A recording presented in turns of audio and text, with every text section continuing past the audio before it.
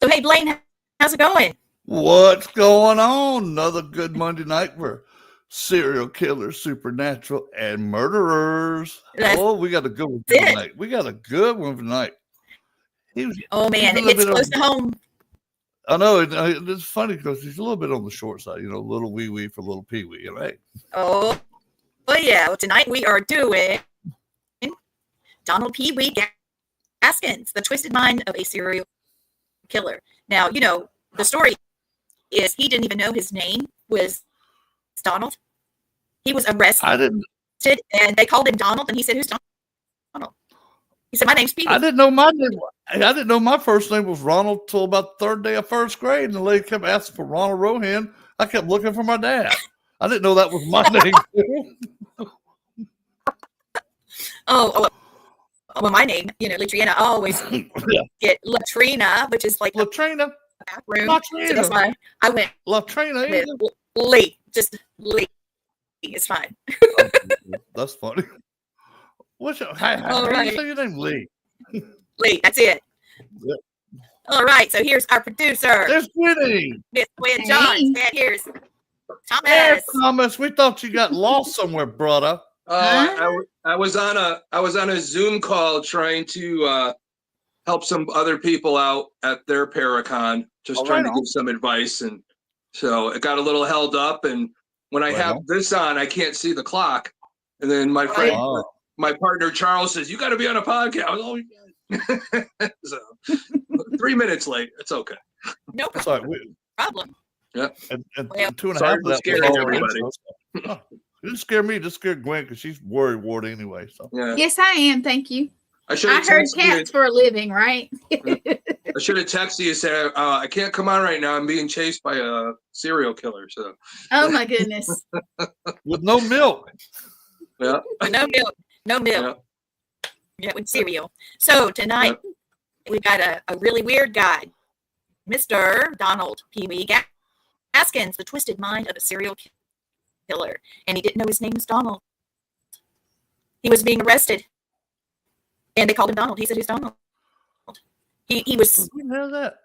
Y'all got the wrong guy. Pee Wee. So, that's scary. That's super scary. Okay, so I'm going to do a quick intro. He was born March 13, 1933 in South Carolina. Yes, I said South Carolina. Gwen, that's us, girl. What the heck? I know it. I know it. Okay, so he was a little guy, obviously. His name's Pee Wee. And he claims, which means, they always claim less, but he said, "I think I killed 100 people." He's one of the most sadistic killers in American history. Wow. Now, do you think this guy was made a serial killer, or was he born a serial killer? I mean, we talked about natured and nurtured. Okay. Yeah, we were just talking about Ramirez and how he wasn't born a serial killer, but he was made one. Okay, now same question. Now, are we looking at someone that was made one? Who's born extremely poor. Him getting fed was an occurrence every few days. It wasn't a lunch, breakfast, breakfast, lunch, dinner kind of thing. Maybe. He didn't have shoes most of his life as a kid, extreme poverty. I bet the kids around here said, "Pee Wee, you can quit being so goddamn poor. We're going to start throwing rocks at you." Well, I do know that he got in so much trouble. Look, he grew up in abuse and poverty, so that means that his parents were abusive and neglectful. Poverty-stricken home. He experienced beatings and neglect, which I just talked about. So, what does he do? But he has to go steal stuff, and he's mad now, of course. So now he's burning stuff up, and he's violent. Being in a violent home, I'm sure he thinks that's what's normal. And here's the sad part: when he went to reform school, he was repeatedly assaulted. And when I say assaulted, I mean it. Not just getting picked at, pushed down, not just sticks and stones can break my bones, but words will never. I'm not talking like that. I'm talking they were sadistic to him because he was so tiny. Turn the favor. How tall actually was he? I haven't not been able to get that. Well, there's been some different stuff, but really the average height they've been talking, he's about 5'4". Okay, about the same size as Manson then. I just looked it up. It says 5'2". Oh, wow. But then at the bottom down here, That's it malnutrition. says between the height of 5'2" and 5'4". So there you go. Yep. And his weight, he was a little. He was about the size of a 13-year-old. Yeah. But the crazy thing, 5'2", 5'4", whatever, 130 pounds, and he was still nicknamed the meanest man in America. It's like, how do you become the meanest man in America and being that diminutive? So Napoleon that's where this whole story comes in from day one and till the day that they decided to fry him. So, that's pretty much a long history. This guy was at the age of 1 decided to drink a whole bottle of kerosene. Awesome. And that basically he had convulsions till the age of 3. So doing that and having those convulsions till the age of 3 as you're growing, how does that affect you later on in life? We really don't know. But originally he's Pee Wee Gaskins, Donald Gaskins Jr. Originally his name was Parrott Jr. was his last name. So he had all these different names, and no wonder he didn't know what the heck his name was by the time he went to court as a teenager to find out that his name was Donald Henry Gaskins, which is crazy. But the whole other part is his mom was in and out with all these different boyfriends, and they were all beating the crap out of him. She was allowing it, and that abuse.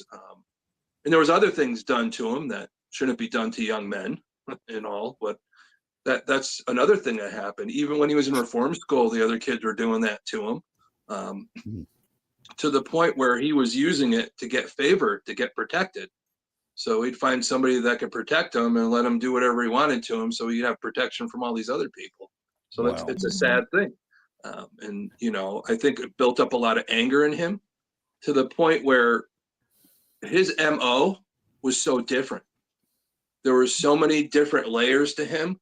When he started killing, he called them his coastal kills, where he would just see somebody out on the highway and he'd kill them.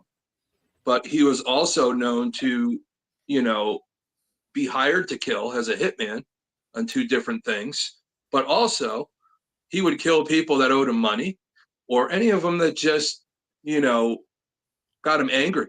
He killed family members, young family members and all. But really the first thing that really got him was he was a little group of kids, and, they went into a house. They were going to, do a gang thing on somebody, but, they got caught. And so the girl wouldn't get away. He actually put an axe to her head. So that's originally what started everything. The girl didn't die, but he ended up in prison the reform first.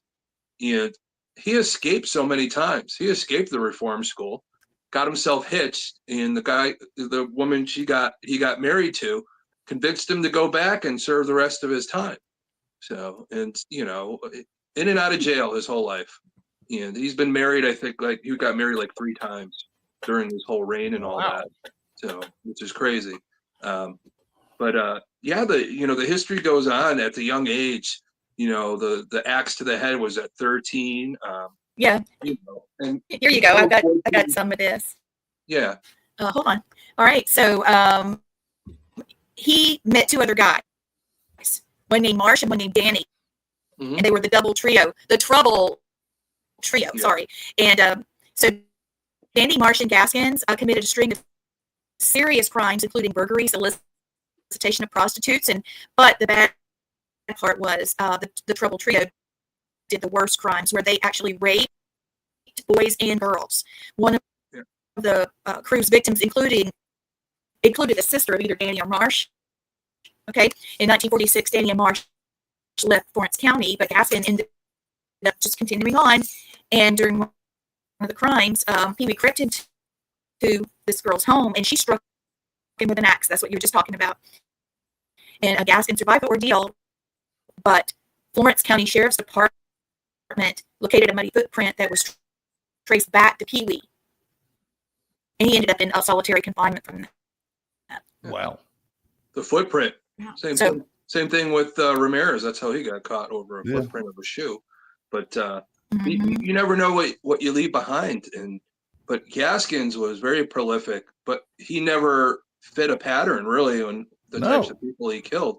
There were so many different reasons, just him getting pissed off at somebody or any of those things. But I think one of the cool parts, not really cool, but people look at him, and you look at somebody that big, and you're not going to think, well, yeah, he's probably got a hot temper.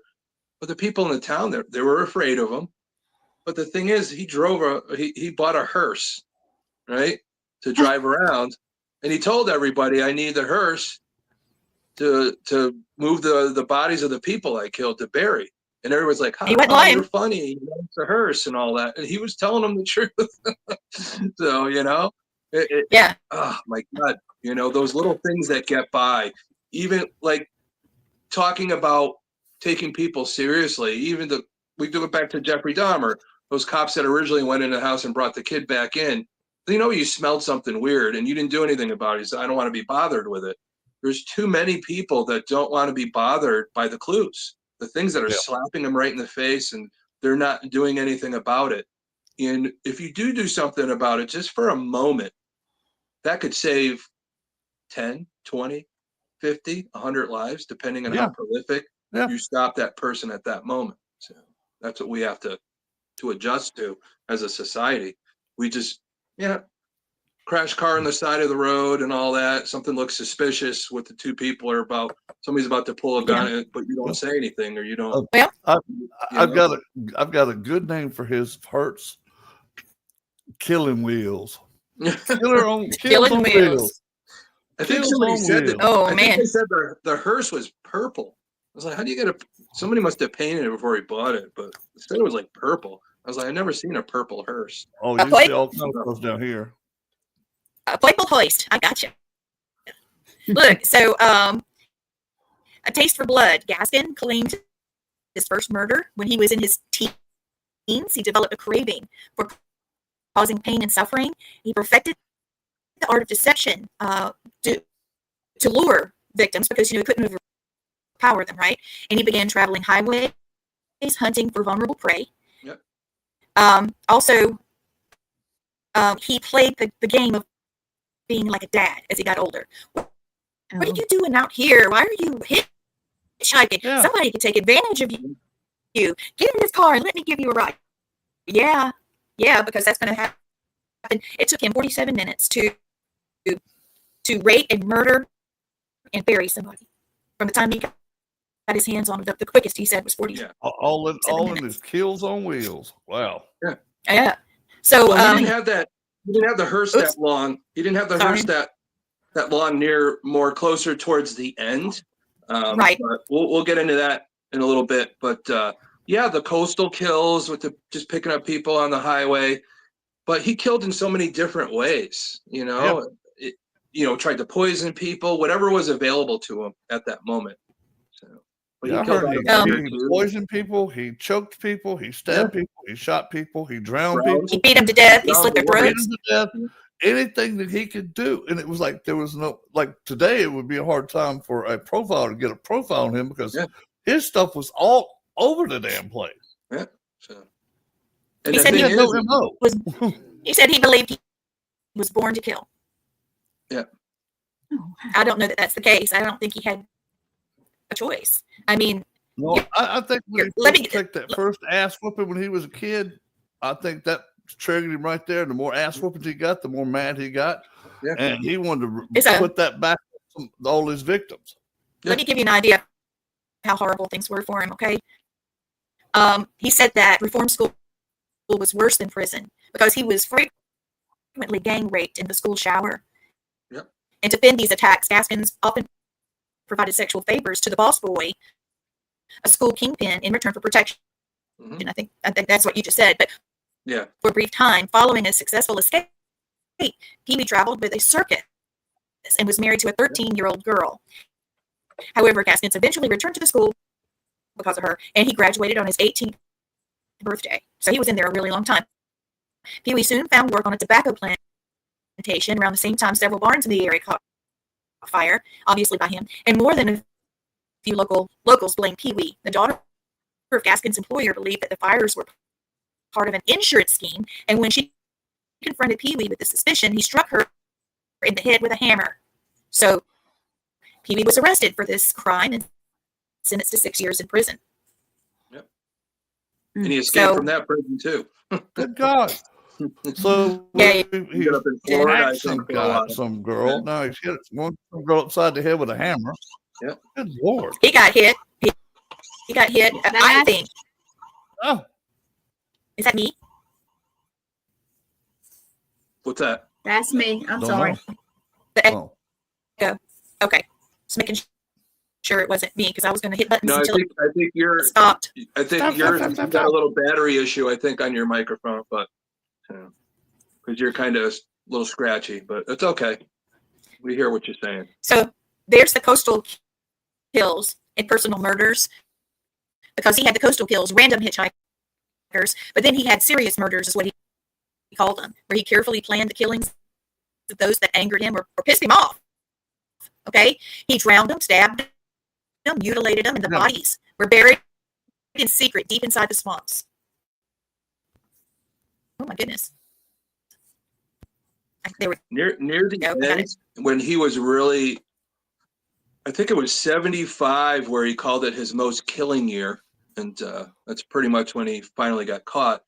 But he resorted to a lot of different things. There was even a point where he was cannibalizing also on top of it. So another cannibal? Holy crap. Just everything you could think of, and I think he earned his nickname, the meanest man in America, because he would kill you, whatever he had, whatever, and just for the reasons of, just doing it, or you angered him, or you were disrespectful or anything. Even if you were family, it didn't matter to him. And people even say to this day, everybody that lived in town were afraid of him. You're afraid of a 5'2", 230-pound guy. I know. Could you imagine like somebody in his family or somebody just goes, "Won't you go sit down, you little sawed off bastard?" And just the next thing you know, you're dead. Yeah. Holy shit. But I think in the prison system, he got a lot of respect because the second time around, when he was actually in prison, he did the old thing to get respect in prison is take on the biggest guy. Well, hey, the biggest guy came calling. Hazel Brazel came calling, and Pee Wee killed him. And you're thinking he only got a little more time, 6 more years for manslaughter, but they said he was defending himself. Yeah. Which technically I don't think he was. He was just trying to, keep stuff from happening to him. So, and getting that respect. Don't mess with me kind of thing, So. Well, here we go. I got my last awful fact, number 3 for tonight. Yep. Okay. Back in prison, Gaskins' tiny size made him a target for sexual assault and rape. And one of the prison's toughest power men took a liking to Pee Wee. But after a series of rapes, Gaskins struck the man and slit his throat with a razor. This killing earned Pee Wee respect in prison, and the diminutive monster was mostly left alone for the rest of his incarceration. Yeah. So in 55, Gaskin escaped prison by hiding out in the back of a garbage truck. He found his way to Florida after being captured in Tennessee. Yeah. Before being captured in Tennessee, Gaskins received a charge of driving a stolen car across state lines, and his sentence ran concurrently with his original 6-year sentence from 51. Gaskin would not see freedom again until August 1961. Following his parole, they paroled him. Yeah. Oh my God! What are they? Stupid. They did a lot of criminals like that. They served exactly their time and they let them out. Yeah. Overpopulation. So. Yeah. But he kept killing. It got worse from there. It really got worse from there. He felt like he had more control now and wanted to keep that control, like what he did in prison by gaining that respect. And that grew for him. He knew that now he had the proverbial nutsack to do something at that. And that grew for him. He had confidence now in his killing. And that makes him even more dangerous. He finally came to a point where I'm not going to be pushed around anymore. Yeah. And that grew. And a lot of people he killed, people were trying to push him around. He says, I'm not going to let that happen again. You're a dead person. So that's pretty much what happened from there on out. You know, I think he had a friend later on in life that he confided in, and his name was Walter Neely. And that's how Pee Wee was finally captured. Nobody would ever capture this guy because his MO didn't match. Even like you said, a profiler probably wouldn't be able to pick up on him because he didn't fit a pattern of killing. He would just do different things. He was leveling up in his psychosis, like each year, and in his experiences he had within jail, within childhood, and it kept growing, and he just killed whatever he had, not fitting a pattern. But this Walter Neely turned him in. So I have this guy, he killed all these people, and this is where he buried all the bodies. And then they go and they dig up 8 bodies, and there you go, he's in jail. So, and that's when they finally put him in jail, pretty much for good, you know, and they gave him a death sentence, but then the death sentence was taken away because they weren't going to do death sentences anymore in the area. So, but that's where it really gets to the point where I talked about, you know, there was one person he was hired to kill outside of the prison. But right, and I don't have all that. The biggest one was in prison that he did, and they made a movie out of it because that one was a whole 2020 type of thing going on there, you know. And I don't know if you guys read up on that part of it, but you know, there was an inmate named Rudolph Tyner, and he was just like kind of a drifter guy on drugs and all that. Decided he was gonna I think this Bill and Myrtle Moon own this what is it, your guys' area, the is something inlet or whatever. They had a store there. Myrtle's Inlet. Yeah.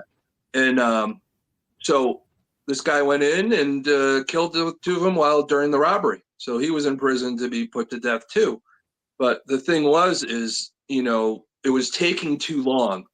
So their son, Tony Simeo, was upset about it. It wasn't happening fast enough, and he wanted this guy done.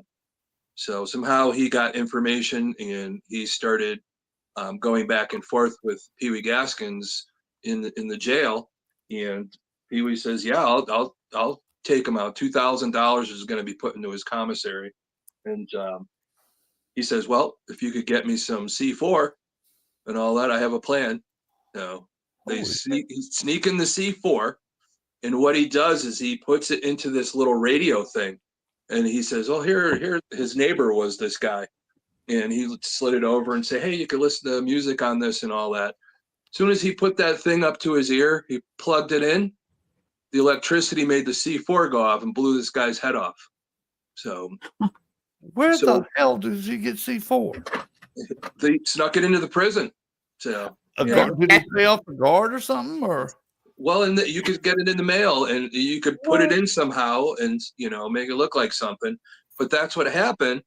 And the thing is because of that, you know, the death penalty started up again, and because of that murder, he got the death penalty again. So he got the death penalty twice. So, you know, because it went away, and then he got it again. So he was convicted twice of the death penalty. Would that not be double jeopardy, though? Yeah. I forget what the name of the movie is. It's something to do with Tony Simeo. If you look that up, I can't remember what the name of the movie was. It was something the life of Tony Simeo and whatever. I think it's something like that. I'd have to look it up again myself. These things come and go in my brain, so I you know, getting old, and I don't know. I get information. You're doing better than me. You're doing better than me. Listen, I want to take just a quick minute. I should have done this at the beginning of the show. It feels really weird looking in the chats because we've lost a dear friend who watched the show religiously. That's been on our shows. We miss you already, Raymond. He passed away just out of nowhere. Bang, he's gone, and like 2 days ago. So this episode is dedicated to our dear friend Raymond G. Newsom. We miss you, dear. I know that you're a paranormal guy like us, so I hope you hear me. I hope you'll be able to see the show, and thank you for all your support that you gave us. God, we miss you, brother. We miss you so much. Lee, he's listening and watching. Definitely. I feel it too. He was so much fun. Is so much fun. Yeah, we've lost a lot of people in the industry over these last few months and all that. So, and, yeah, I've noticed. Be around. I've noticed that several people have come to me asking about the supernatural, and I thought they were curious. And then all of a sudden, I find out they've passed away. Yeah. And that's been something that's I'm not used to that yet. I mean, but it's probably happened to me 15 times in all of us less than 8 months. In fact, Blaine came here to see me, and the three of us, me, Gwen, and Blaine, went over to the hospice hospital to see someone that had reached out to us. So she came to see me the other day, guys. Well, Gwen was with me. So, there's some people you can always smell her smoke. Remember that, Blaine? Oh, yeah, I still smell it. But there are some people when their time's about to come up, they know for some reason. They have an inkling of it. Let's go back. You know, I know Johnny Zaffis would tell the story how he spent that last day with Ed Warren, and Ed told him, "You need to know this stuff. You need to know this stuff," and pushed him and pushed him. And he's like, "Well, Ed usually doesn't talk like this." And just a couple hours later, Ed had that stroke. He had the stroke. He never was able to do anything again after that. But you know, it's almost like I saw that. He almost like he knew. I saw Johnny had posted that the other day. How Ed was pushing him. I won't always be here, and he said, "Why are you talking to me this way? Why are you saying that stuff?" And then he knew. And I want you to know, I really think Mom knew too. Yeah. Oh, Mom did. I really do. Mom didn't know. Yeah. I had a friend of mine in Florida, and I remember her telling me the story of her father. For a week, he was talking about, "Well, I'm not going to be here much longer." I said, "Why are you talking this way? Why are you talking this way?" And there was a picnic, you know, at the end of the week that they were all at, and somebody's car let loose. And he pushed her out of the way, grabbed his other daughter and all that, and, you know, held her, and the car ran over him. The daughter lived, but he died. It's like he knew it was going to happen. Yeah. So, you know, some people, they have that intuition, like something's going to happen. And unfortunately, they know it's going to happen to them, which pretty scary, I guess. Some people that pick up on that. But yeah, supernatural is, you know, when you really look at it, the things that happen and how we pick up on things and why things happen. And, you know, how do you question it? You really can't. The time is our time, and we have to make good with it. So. Yep. True. But and that's the thing. I'm looking in the comment section, and you know, Sean's trying to keep things going, you know. But I'm looking for him. I'm looking for Raymond's post. You know, he was always very intuitive with his questions. And hey, Richard, thank you for watching our show tonight. I'm Richard. How's it going? But yeah, you know, even going back to Pee-wee, talking about you don't know when your time is like these victims and all that, and just going around with life, and then you got some guy that's just angry. Or just, you know, I never get that side of it, how people that intertwine, like we talk about, you know, you're going to come into contact in your life indirectly or directly with like 32 serial killers. Mm-hmm.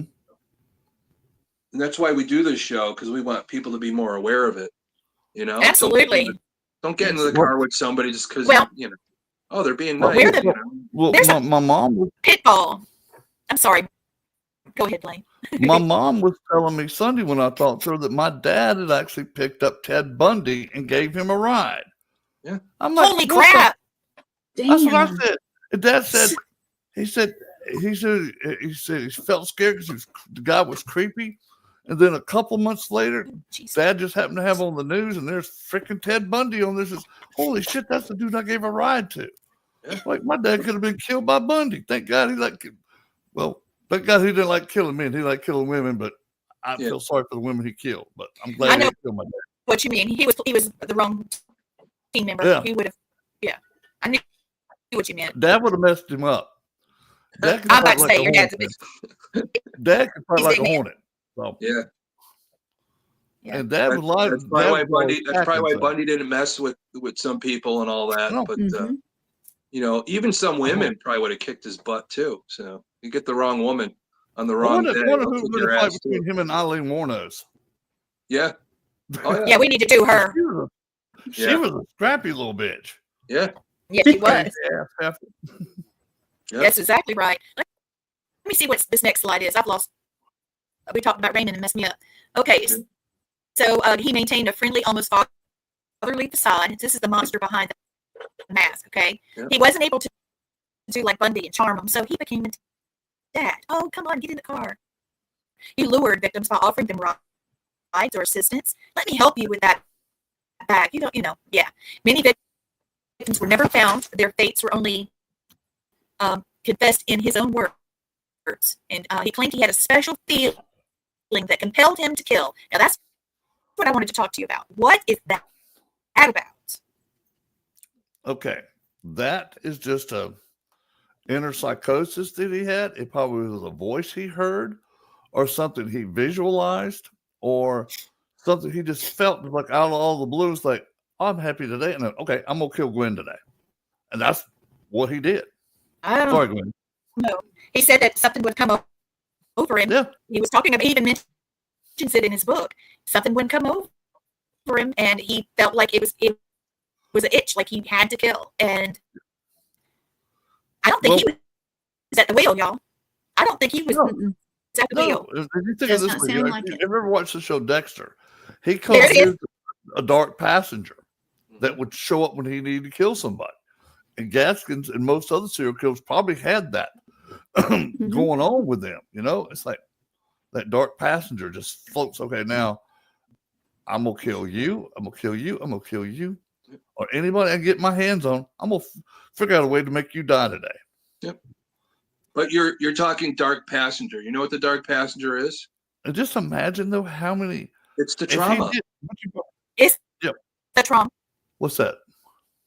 Dark passenger. The trauma. Yeah. You were talking about Dexter. Anybody watch the show? Hopefully, I don't spoil it for him.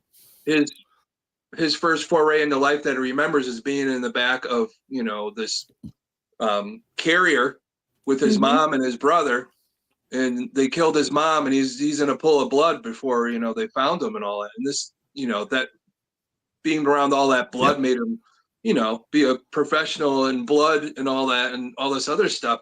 There's weird things, they can happen at such a young age. You're at that when you're born, like I told you about, up to 7 before critical thinking kicks in. If you mess up that time and all that, that's where things go dormant. And then as you get older, it starts awakening more and more. That's where a lot of people develop, schizophrenia comes in and those types of things where your brain's developing. This kid swallowed kerosene at the age of 1. That's another factor of having convulsions and what it's doing to your brain. Remember, we talked about that frontal cortex or the amygdala and all that. Those are the things that most serial killers have. And, with the abuse from everybody, from home and from friends and all that in school or reform school or in jail. But again, he took back his power when he took out that one guy to gain respect. And I think it turned from him there. The psychosis changed that I'm not a victim anymore. And now I'm in control. Yeah. And he wanted to maintain that control. And that's where you get a lot of this. And since he was a short-statured person, most of them anyway you got to remember, dynamite comes in small packages. And they lit the fuse on that dynamite. Yeah. Yes, they did. Yeah. That's scary. Yeah, all right, you never know. I have a video that I wanted to show you guys. Let's see. Hold on. We don't own the rights to this video. Okay, so I'm going to put that up and then run it below. So hopefully, Facebook and TikTok and all the powers that be will leave us alone and let us make our point, because we're trying to have a show here. Yeah. And it helps to be able to refer back to it. Whenever you have someone that's actually talking about what he was like and they were there, kind of a thing. Oh, the neighbor, yeah. I think I've seen this. So let me play that really quick. Let me get it going here. I'm gonna share screens. Let's see what happens. There. No. I was thinking the same thing, Pat. All right, here we go. Yep, the private graveyard. Yep. Can you hear it? Yep. 5'4", Donald Pee Wee Gaskins would earn himself the title, the meanest man in America. If you had a business dispute, you'd sue him. He would kill him. Thanks. A serial killer who, if he's to be believed, was responsible for over 100 cruel and sickening murders. Right over here is where he drowned Doreen, and then he hit the baby in the back of the head hatchet after he had raped her. The total amount is 105 people. A man who wouldn't stop killing, even on death row. We took that son of a bitch out and going in hell. It was just kind of astonishing that all that was able to happen in the penitentiary. So what made Pee Wee the man he was? And was he born to kill? My daddy, he called himself a vampire. He would have to see blood.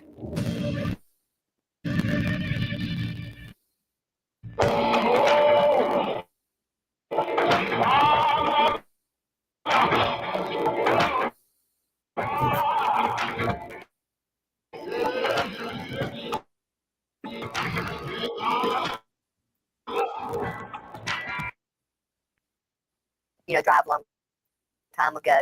And on the very back, he had a little sign that says, "I hold dead bodies." Everybody joked about it. Everybody just, thought it was funny.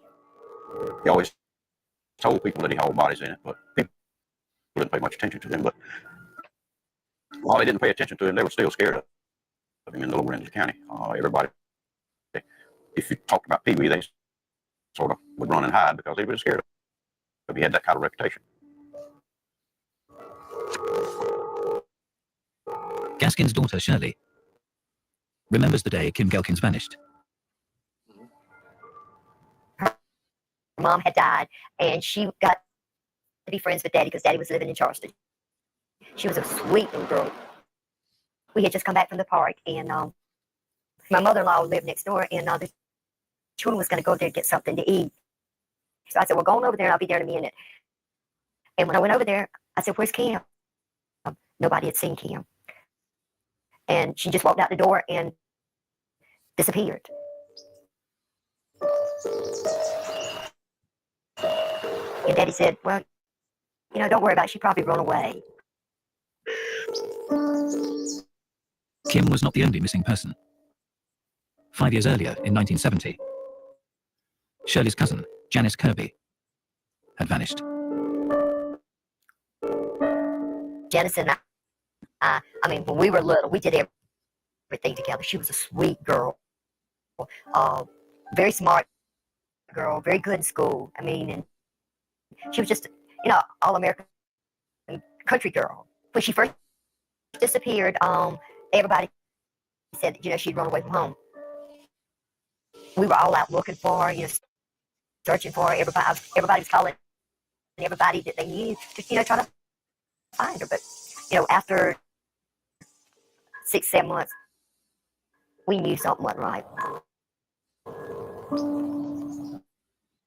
Now, detectives investigating the new disappearance began to focus on Shirley's father, Donald Pee Wee Gaskins. Some of our field agents were working on rumors that had been surfacing, working along with detectives from Charleston in an attempt to find Kim Gaskins. We started looking for the Gaskins girl, and of course, we did not have Pee Wee at the time, but we did have an individual who was running Pee Wee at the time. We did pick Walter Neely up, and after a lot of talking and everything, Walter finally took the investigators out and showed them where he had helped Pee Wee bury someone.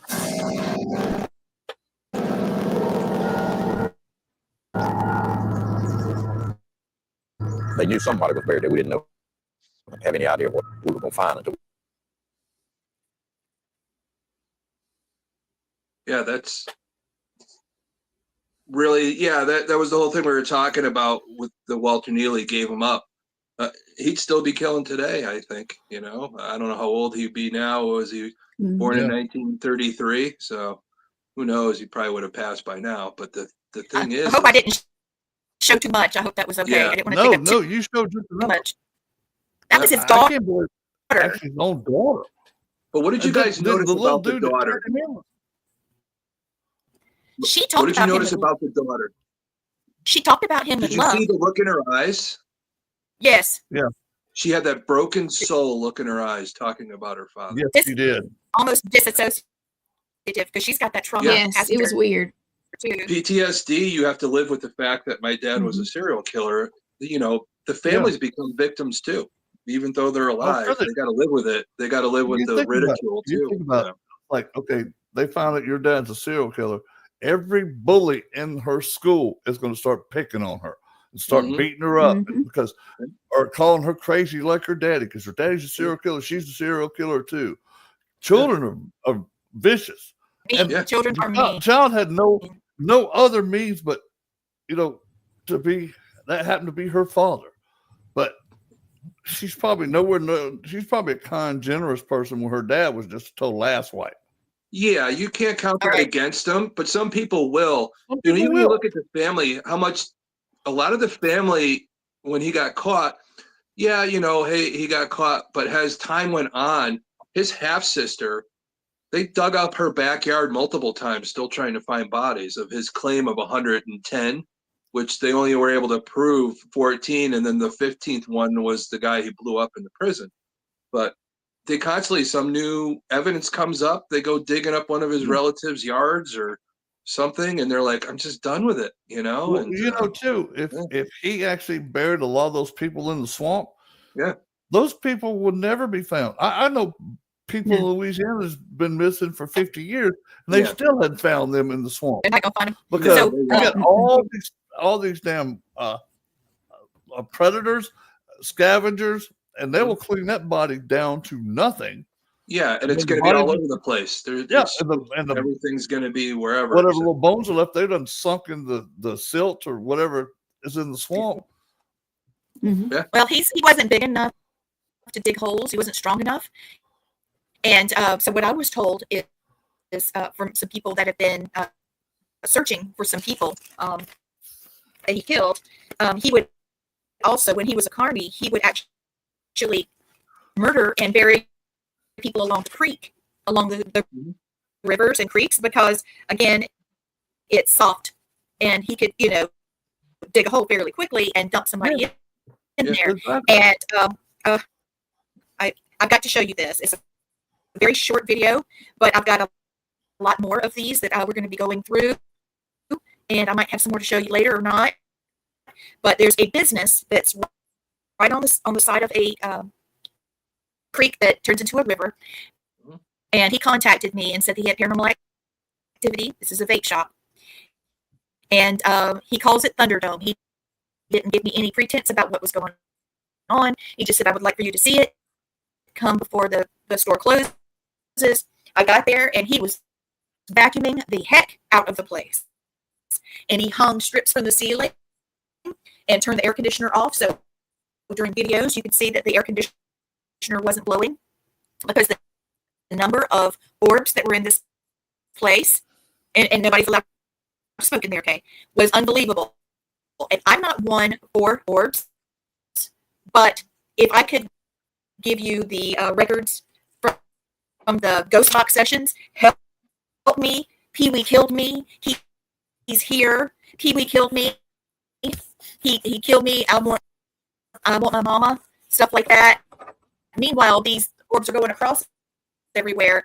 Orb wouldn't be anything unless he took the pains he did to make sure they could not be faked. Okay, let me show you.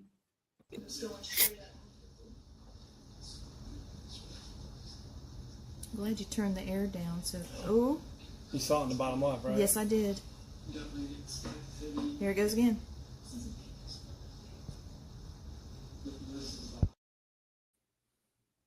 So I don't know if you can tell, but the orb goes through the wall. Yep. So if it's an insect, it can't go through the wall and come out the other side. And that was just the start. I actually sat back and watched, and he called it Thunderdome. It looked like a light show up there. And then he has a Bible that he keeps on his desk, and it actually, whatever's there, whenever he starts picking up Pee Wee Gaskin, it'll flip his Bible. It'll flip like somebody, boom, like that, and it flips and lands. So yeah, there's a lot going on there.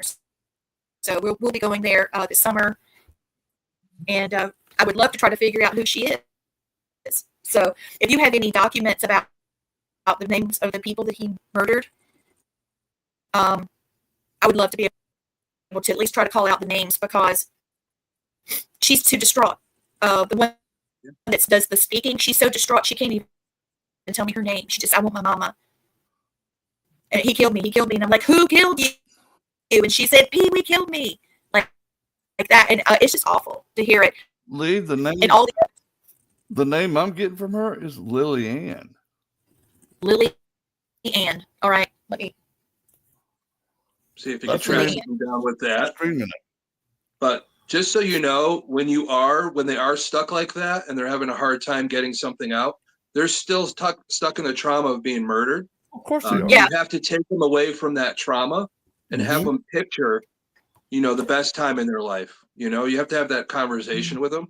That way, if you could break them from that, you could get a name. Once you have a name, I think it's going to be more helpful for them to overcome that trauma that's holding them here and let them make the decision to move on. So I usually don't try to cross spirits over. I think they have to want to. Yeah, but this young lady is so distraught. Do you remember that case we had in Alabama, Blaine? And it was the child that, and he was, and there was no getting a word. That was her. Yeah. And it was heart wrenching. I'm telling you, I dread going back to talk to her but we're going to do it. We're going to do it and work with it. But there's a lot more going on there because there were more people murdered there. But the body of water goes near the store. It's a drive, but we'll get there. We'll spend some time. Just thought I would show that to you. That orb went through the wall. I mean, everybody orb, but no, he turned it. You heard me say, I'm glad you turned the AC down, which means off. How long was that place there? Do you know how long that building was there for? It's been there since the late 70s. Okay. I know he killed people earlier than the 70s, but I'm wondering about the wall, if there wasn't something there at the time. That's why it moved through the wall. It's that residual. Or, them people trying to get their story out, trying to manifest and all that, could give off that type of energy. They can't totally do it because they're so stuck. So we got a lot of responses back. Buried. We're buried. And I'm like, my God, they built this store on top of this person. The possibility. And, yeah. I don't know that from that particular EDP session. That was what we were getting at the time, and that ran through my head, but I didn't feel it from a spirit. I was just trying to think through it. But anyway, not often we have some footage from a place that was affected by a serial killer. So there we are. Yeah, it's a big one. It's a big energy to deal with, because with a lot of trauma and all that in one place attached to a serial killer who had a evil intent, and they could die with that evil intent still, and he could trap his victims still, and he's there. He's doing that. He's there. He's there. Yes. I'm hearing him right now tell her. I heard his voice. Lily Ann, shut up. Lily Ann, shut up. I heard it just twice now. When he comes into that building, I feel it all over me. It goes up my back. The feeling when we were at the river and we saw the eyes and we knew it's that, but I can't find the source. It's all over me when we were there. Okay, yeah, he's very strong. And he is. Lily Ann's not the only one there. Right. He either had a sister or a friend that Gaskins killed too. That's what she said. He keeps calling that's her exactly what Lolly she said. or Lollipop. Lollipop. I keep hearing that over and over too. Lolly. Yeah, there's a lot going on at that place. Holy shit. Yeah, I mean, you get there's a lollipop. There's I think a lollipop street not far from the store. Get the fuck out of here. No shit. Yeah, down. I'll have to go.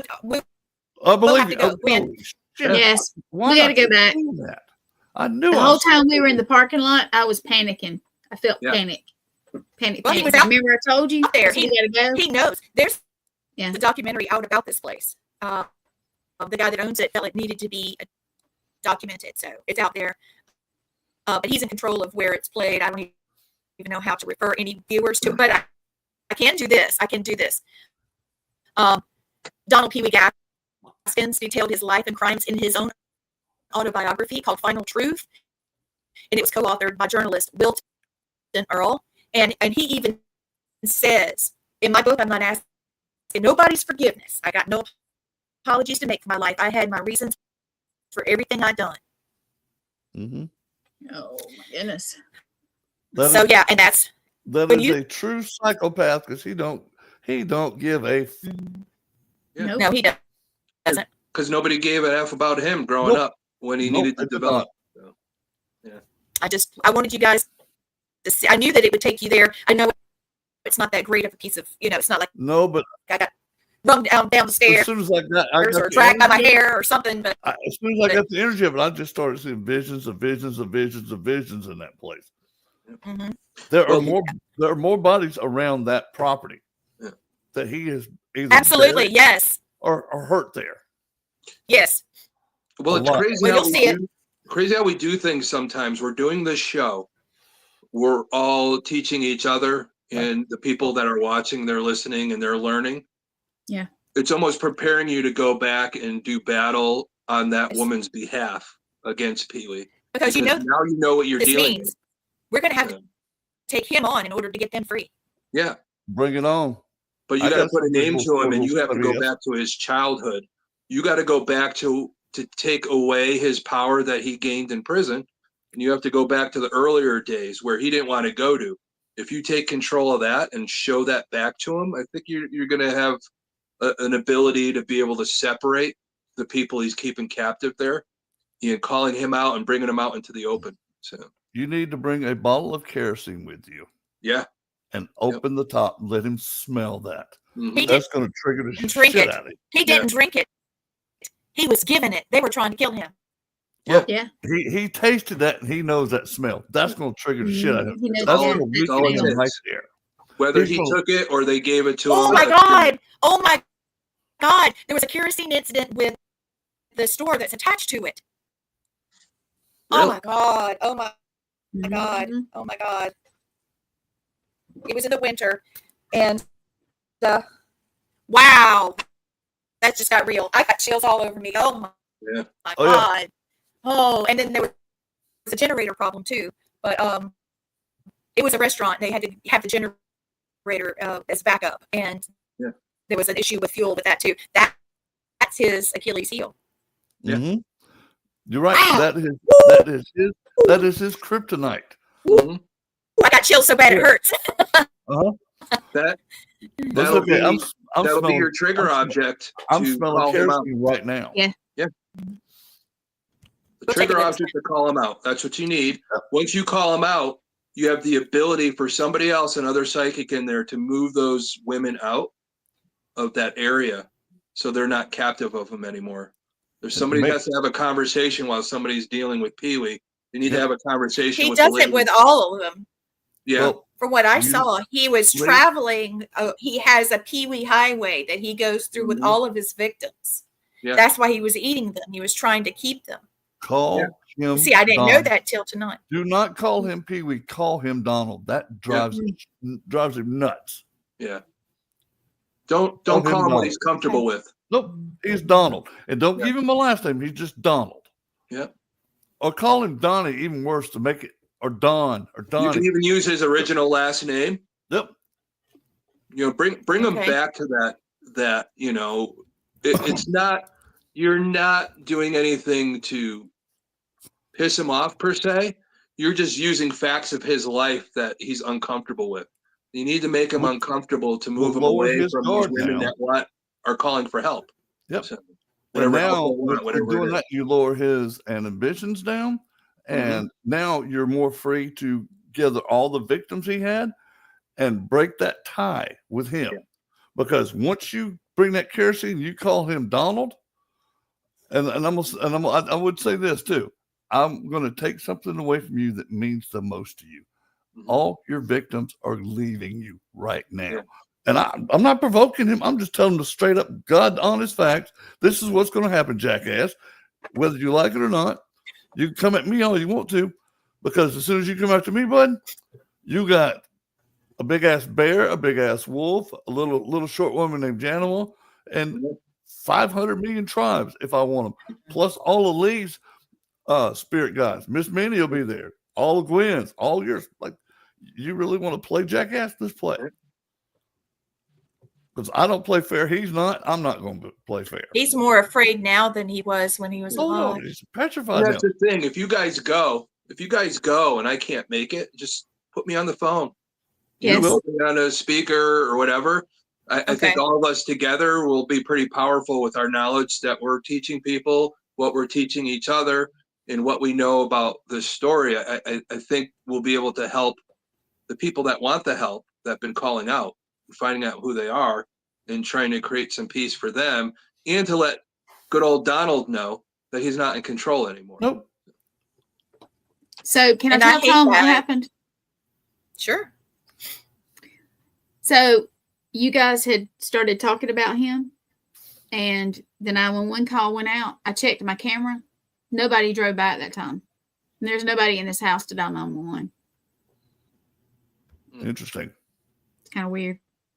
And then the siren went off on my alarm. That wasn't me. They like messing. They'll mess with us now because they know what's coming for them. So they're going to try to get every little thing they can in. They're going to try to discourage you. They're going to try to frighten you. They're going to try everything they can. Yeah. Hold your ground. Hold your ground. Yep.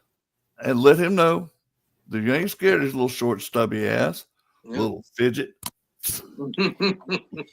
Sean, it's not far. What? Yeah. You know how tall I am, Blaine? Doesn't matter. You're still taller than him. Yeah, he's okay. A man that's 5'2", 5'3", that's a fidget. Yeah. Yep. So Sean is in South Carolina.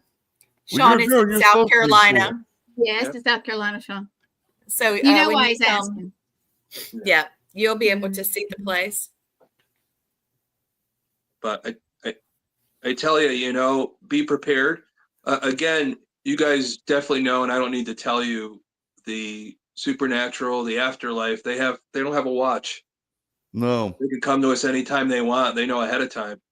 We're preparing in our watch time. Okay, we could go on this day.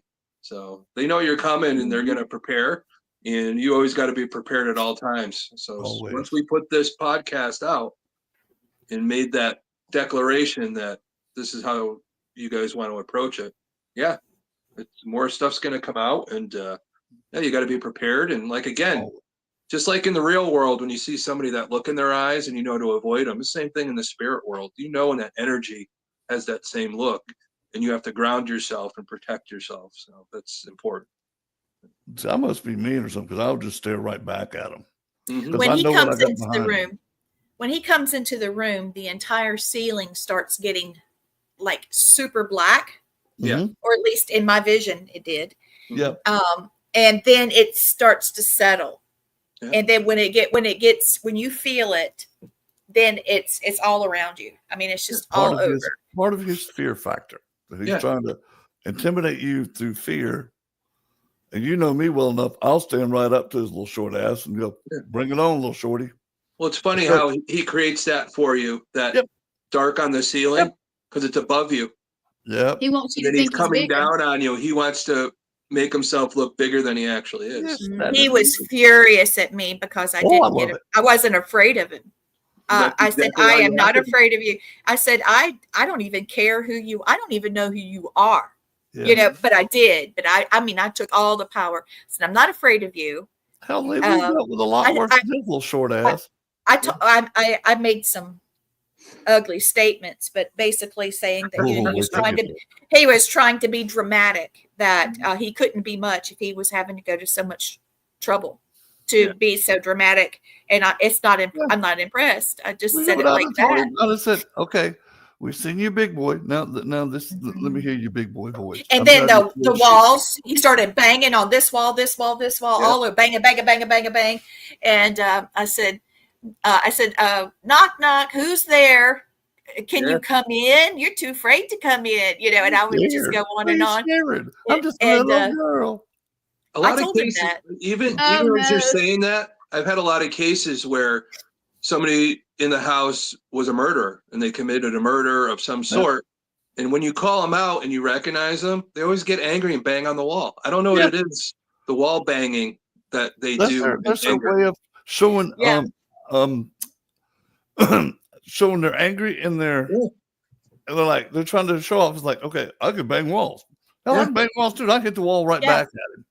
Watch those cameras whenever they're questioning. I mean, the real ones on YouTube where the cops are wearing a cam and then they've got the camera through the two-way mirror, whatever, three-way, whatever way it is, and you'll see them banging on the wall. Yeah, talking to themselves, banging on the wall.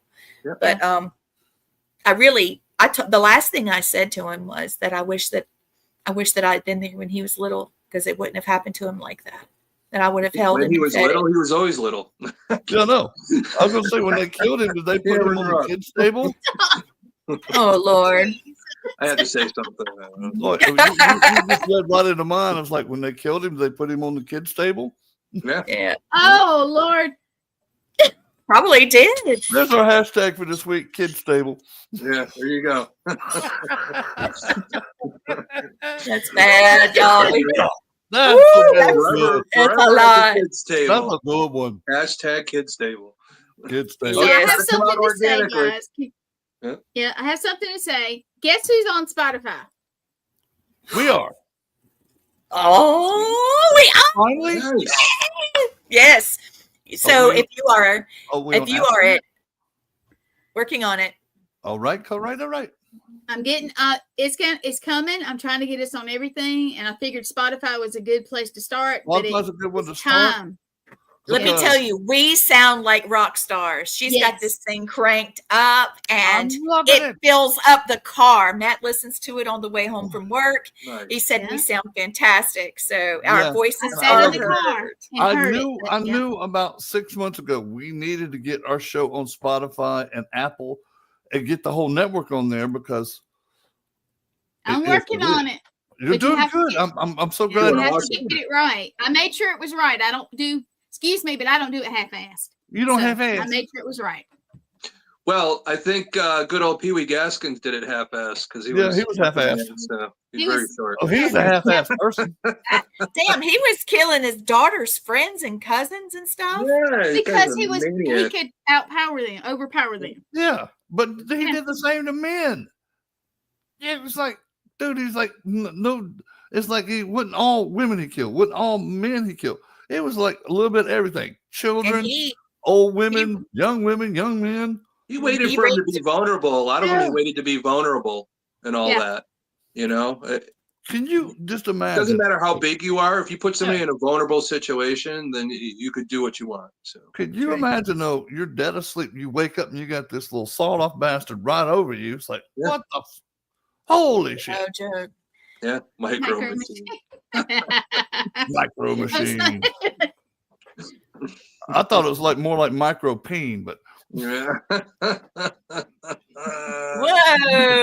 Whoa. We're getting it's going deep now. Down the rabbit hole. Be no worse than golden shower, so come on. Oh yes. Maybe we ought to make a trip. I wonder where he's buried. Where is he buried? Now back to my old tricks again. Where is Pee Wee Gaskins? Now look, I am in South. Well, there's a website called Find a Grave, and Find you a should be Grave. able to find it. So. Oh yeah, there is. Well, don't you got to know what city it is, and maybe the name of the graveyard, or? You're supposed to be able to find him. He was cremated. Of course he was cremated and scattered in the area called the Neck, which is like the neck of the woods near Prospect, South Carolina. Yeah. And he was born in Florence. So it was, you know what? She was pointing to that in the video. Holy shit. Okay. You're right. That's where he was buried, blowed out. I bet they got the leaf blower and blew his Lord, because there couldn't have been many actions, right? There was an actual murder case where the stupid ass police used a blower to blow off snow on this criminal case. It's like, where the hell do y'all come up with a damn blower to blow away snow? You're probably blowing away half the damn evidence. Yeah. Instead of sitting there scraping it, it was just snow. But yeah, they used a damn a big ass blower. Yeah, now they got to go way out. Now they got to go out there and find it. God. You have to go back and watch that. This lady got accused of running over her cop boyfriend. Oops. He was at a house with a bunch of cops at a party. She was mad at him and didn't want to go in. So she got pissed off and they waited about 10, 15 minutes, got her car, just went to fuck home. Said, screw you, you stay here. Then all of a sudden, they find him the next morning out there in the middle of the yard, dead. Snowplow guy came by, didn't see him in the yard when he crashed by at 225. She went back over the house about 6 o'clock in the morning, and that's when the police department was sitting there blowing away all the evidence with the damn blower. And then they started digging around it. All of a sudden, at 5 o'clock in the afternoon, pieces of tail light just started showing up that wasn't there. Yeah. Oh, this thing's a whole. Thomas knows what I'm talking about. Yeah. This case is like this lady is getting accused of killing her boyfriend, hitting her with his car. But if you actually watch the video, she went back to his house, backed into his car. That's where she broke the lens out. Never hit him. Even the defenses. I mean the prosecuting. I'm sorry. What? I was laughing about something. What you were saying. Oh, sorry. I'm sorry. Look at the private chat. Just look at the private chat.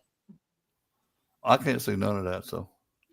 Oh yeah. I can't see y'all. But anyway, even the prosecuting FBI witnesses says there is no way she could have backed over him in a car. That should have ended the case right there. Yeah. But no, she ended up with a hung jury, and I think tomorrow starts her second trial. Yeah. Yeah, I tell you, there's so many cases out there that, yeah, it's nuts. Even when we talked months ago about Pam Hupp and the stuff she got away with and the crazy stuff she did to try and get out of it. I and can't all these believe other that. people. And then being accused of a crime you didn't commit, but the evidence makes it look like you did.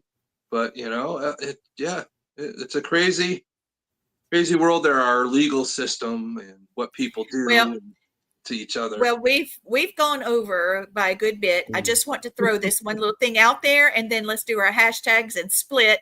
But I wanted to make sure people understood truly how mean this man was, Gaskins. Okay, so his murder, insatiability knew no bounds. Gaskins raped and murdered and mutilated his 15-year-old niece, Janice. He killed one of her young friends. 3 years later, he turned his rage to his neighbors. He killed both of them.